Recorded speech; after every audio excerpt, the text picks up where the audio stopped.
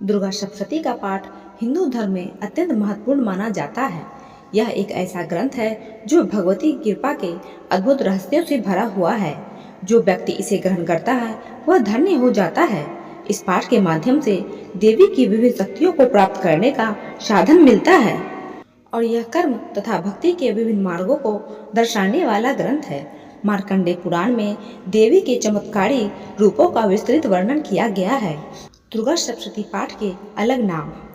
इस पाठ को सतचंडी, नवचंडी और चंडी पाठ के नाम से भी जाना जाता है। जब कोई व्यक्ति मानसिक तनाव, पारिवारिक समस्याओं या असाध्य रोगों से ग्रस्त है तब दुर्गा सप्तशती का पाठ अत्यंत लाभकारी सिद्ध होता है। इस पाठ के माध्यम से परिवार में व्यक्त नकारात्मक ऊर्जा और ऊपरी बाधाओं से मुक्ति मिलती है। देवी भागवत पुराण में उल्लेख है कि ऐश्वर्य की इच्छा रखने वाले राजा सूरत ने अपने अजय साम्राज्य को प्राप्त किया। इस पाठ को करते समय कुछ विशेष नियमों का पालन करना आवश्यक होता है। दुर्गा सप्तशती के पाठ का महत्व। दुर्गा सप्तशती का पाठ करने वाले व्यक्तियों को अपने मन को एकाग्र करके प्रतिदिन नियमों का पालन करना आवश्यक है। इसमें शुद्ध भोजन करना, लाल वस्त्र पहनना, ललाट पर लाल चंदन लगाना और एक समय भोजन करना शामिल है। यदि संभव हो तो फलाहार करना भी उचित है। दुर्गा सप्तशती का पाठ आरंभ करने से पहले गणेश जी और अपने कुल देवता की पूजा करनी चाहिए। यदि कलश की स्थापना की गई है तो उसका भी पूजन करें। इसके बाद माता को भोग अर्पित करके पाठ की शुरुआत करें। पाठ करने वालों को यह ध्यान रखना चाहिए कि पुस्तक को रखते समय दुर्गा सप्तशती को लाल कपड़े में लपेटकर केले के पत्ते पर रखा जाए। पाठ आरंभ करने से पहले पुस्तक का पूजन करना आवश्यक है। फिर पाठ की प्रक्रिया शुरू करें। दुर्गा सप्तशती में कुल 13 अध्याय और 700 श्लोक शामिल हैं। इसके अतिरिक्त इसमें कुछ विशेष पाठ भी हैं जिनका पालन करने से व्यक्ति के जीवन में उपस्थित समस्याएं दूर होती है और सभी कार्य सफलतापूर्वक संपन्न होते हैं।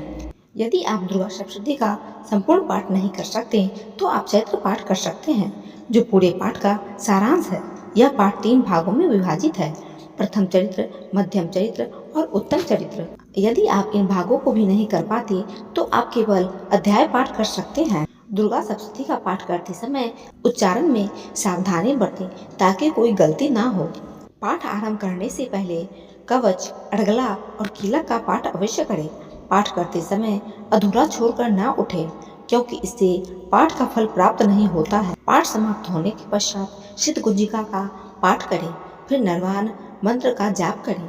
उसके बाद पूजन की आरती करें, शंख बजाएं तथा माता का आशीर्वाद प्राप्त करें।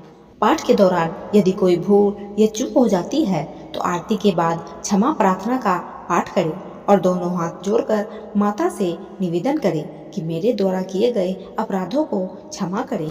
चैत्र नवरात्रि के दौरान माँ दुर्गा की भक्ति वातावरण में सकारात्मक ऊर्जा बनी रहती है। अगर इस समय में मुख्य द्वार पर कुछ वास्तु उपाय अपनाए जाए तो माता लक्ष्मी की कृपा से घर में सुख समृद्धि का आगमन हो सकता है। शास्त्रों में बताया गया है कि नवरात्रि में किए गए कुछ खास उपाय अत्यंत शुभ फलदायी होते हैं। इससे घर में खुशहाली बढ़ती है और पारिवारिक प्रेम में वृद्धि होती है। आइए जानते हैं ये प्रभावी उपाय। मुख्य द्वार पर अपनाए ये वास्तु उपाय। वदन बार लगाना। चैत्र नवरात्रि के पहले दिन पूजा पाठ शुरू करने से पहले घर के मुख्य द्वार पर आम या अशोक के पत्ते का वदन वार अवश्य लगाएं। इससे घर में सकारात्मक ऊर्जा का प्रभाव बना रहता है और नकारात्मक शक्तियां दूर होती है। स्वास्तिक और हल्दी जल। चैत्र शुक्ल प्रतिपदा तिथि से रोजाना मुख्य द्वार की दोनों तरफ सिंदूर से स्वास्तिक बनाएं। इसके बाद उस पर हल्दी मिला हुआ जल छिड़के। ऐसा करने से माँ दुर्गा की विशेष कृपा प्राप्त होती है और घर परिवार में शुभता का संचार होता है। माँ दुर्गा के पैर के चिन्ह।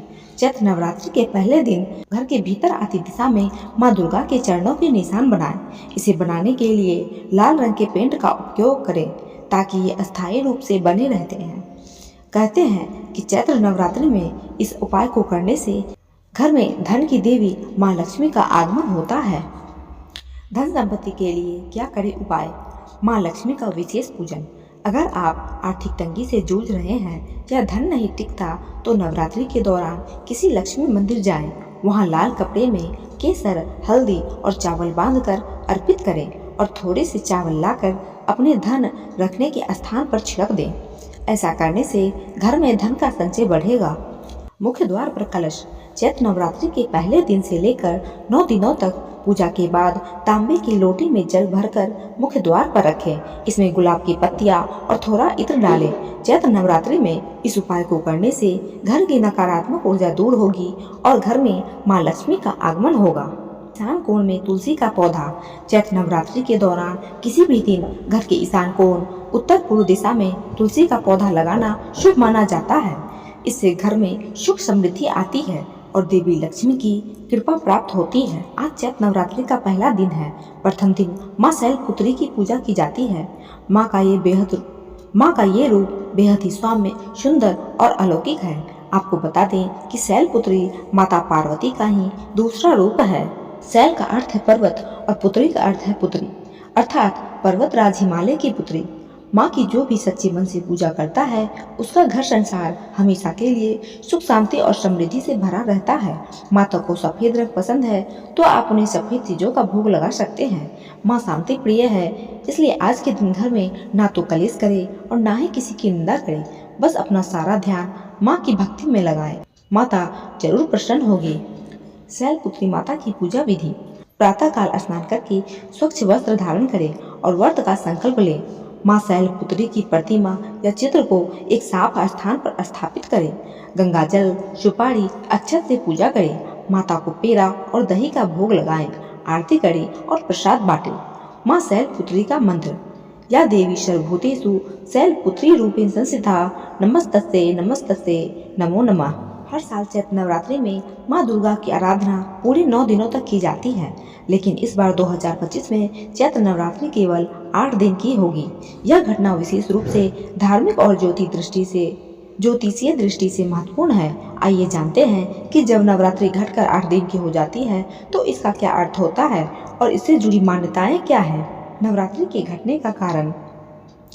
चैत्र नवरात्रि या शारदीय नवरात्रि 9 दिनों का पर्व होता है जो हिंदू पंचांग के अनुसार घटित होता है, लेकिन जब तिथि का क्षय होता है, यानी जब किसी तिथि को सूर्यास्त से पहले या सूर्यास्त के बाद का गणना का समय इतना कम हो जाता है कि वह अगले दिन में समाहित हो जाती है, तो नवरात्रि के दिन घट जाते हैं। 2025 में पंचमी तिथि का क्षय होने के कारण चैत्र नवरात्रि केवल 8 दिन की होगी।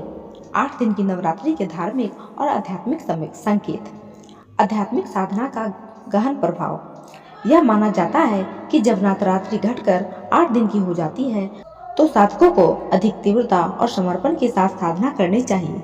माँ दुर्गा की कृपा शीघ्र प्राप्त होती है और साधना का फल तीव्र गति से मिलता है। विशेष फलदायी समय। 8 दिन की नवरात्रि को ज्योतिष शास्त्र में अत्यधिक शुभ माना गया है।